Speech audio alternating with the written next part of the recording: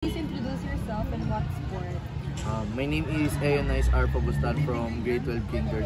Nung nilaro ko kanina is basketball. So what was your experience during the game?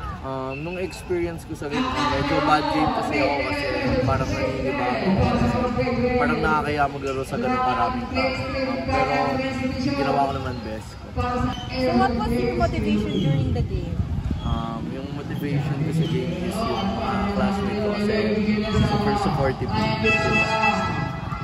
So last, any message for your supporters or fans? Sa mga fans or supporters ko dyan, thank you sa inyo. Ito naman sabi sa inyo, Apart, Gravity, Engineer, TikTok Reels. Please introduce yourself and what sport. My name is Carmelo James I. Salazar. I'm from grade 12 Cambridge. And yung sports na nilaro ko kanina is volleyball and basketball. So what was your experience during the game? Sa volleyball kasi yung unang nilaro namin. So far, day 1, nag-enjoy naman ako. And maayos naman yung performance ko. And kanina tanghali, basketball, kasi dalawang sports na nilaro ko. Okay naman, pero laglag kami sa semis. Pero nakaabot kami ng semis, pero yun, magandang experience. So what was your motivation during the game? Yung motivation ko, ito, nag-interview. Chinikira ko kanina, sobrang ingay. And ayun, binibidyo niya ako. Supportan niya ako. Any message for your supporters?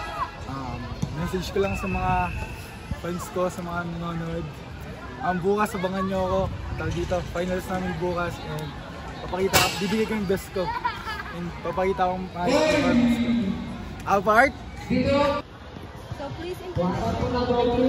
I'm Maria Mianya Lapianga and I'm playing basketball ngayon in Trams. So how do you feel about your performance today? Masaya ako kasi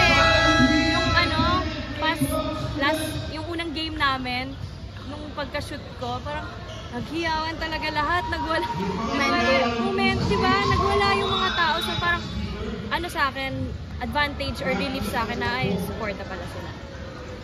How did you prepare for today's match? Kahit in-trams lang naman siya, basketball VXE, suggested nila mga friends ko, like ikaw, si Vince, na na matulog ng maaga. Like parang magka-enough sleep. Parang ngayon, iwas injured, iwas pulikat. Question, what was your motivation during the game? Enjoy. Kasi minsan lang naman tong intrams kaya kahit hindi naman sobrang professionally kami maglaro, enjoy lang talaga kasi minsan na lang. So any message or may gusto bang i-shoutout? Shoutout kay Mika, kay Charlize, pati kay Vince Galda.